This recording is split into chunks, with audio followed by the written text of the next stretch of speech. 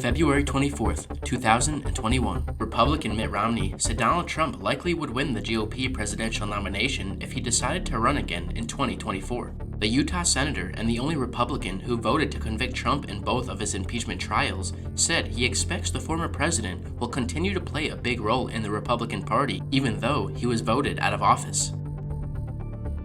You think he would win the nomination?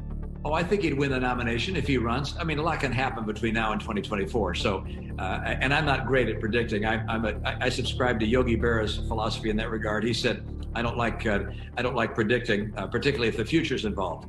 So I don't really know what'll happen there, but I look at the polls, and the polls show that among the names being floated as potential contenders in 2024, if you put President Trump in there among Republicans, he wins in a landslide. I need your help. Since the beginning of the pandemic, 5 times as many of our neighbors have used Must Be services to put food on their table. Please, help Must Be meet this 500% increase in demand this Purim season. Donate to help feed over 10,000 families this Purim. Give Matunas Lav Yoinim Boi Bayom. Your donation will be used to give families food on Purim.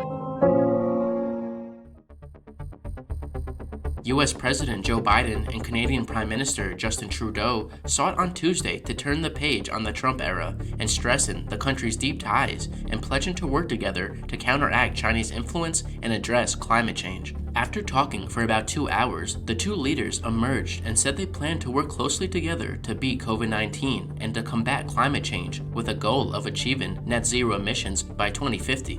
We're facing tough times, there's no doubt, but we're not facing them alone. The United States is no closer and no more important friend than Canada. President Biden plans to call Saudi Arabia's King Salman tomorrow ahead of the public release of a potentially damning intelligence report about the murder of journalist Jamal Khashoggi. The call, if it happens as scheduled, will be Biden's first conversation as president with the Saudi king. While they are likely to discuss a range of issues, the conversation will be colored by the imminent release of the explosive report expected to involve one of the monarch's sons. Mohammed bin Salman has denied any involvement but accepted responsibility as the kingdom's de facto leader in the murder of Khashoggi and his dismemberment at the Saudi consulate in Istanbul in 2018.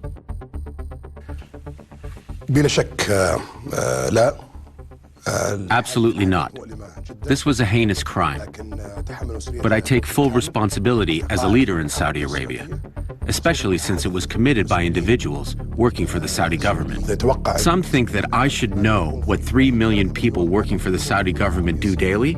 It's impossible that the 3 million would send their daily reports to the leader or the second highest person in the Saudi government.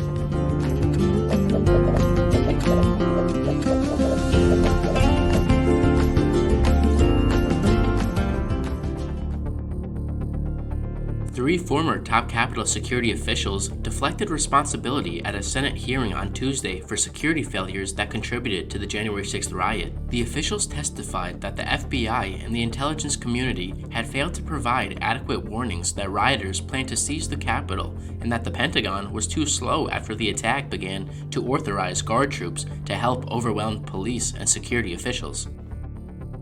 You know, I have officers that were out there literally fighting for their lives. And, you know, we're kind of going through, you know, what seemed like an exercise to really check the boxes, and there was not an immediate response. It will require serious focus to ensure that we are doing everything we can to protect the safety and security of all Americans. The harsh winter storm that hit Texas and other states last week has been blamed for dozens of deaths, though officials said it would take weeks or months before the human cost of the freezing weather and utility crisis is known, and that it might never be fully accurate. The failure of the state's electrical grid during the week-long cold snap left more than 4 million Texans without electricity and heat, many for days on end in sub-freezing temperatures. Harris County, which includes Houston, has confirmed at least 15 hypothermia deaths and 1 fatal fall on ice. Several others died from carbon monoxide poisoning after taking unsafe measures to stay warm. So far, nearly 80 people have died as a result of the storm and its effects. A retired New York police officer who was once part of the security detail at City Hall was charged on Tuesday with assaulting a police officer with a metal flagpole during the pro-Trump riot at the Capitol on January 6th. The former officer, Thomas Webster, served in the New York Police Department unit that provided security for the mayor, Gracie Mansion, and City Hall. Mr. Webster surrendered to the FBI on Monday and was charged with 6 counts relating to the attack on the officer and his participation in the violent attempt to stop Congress from certifying the presidential election results.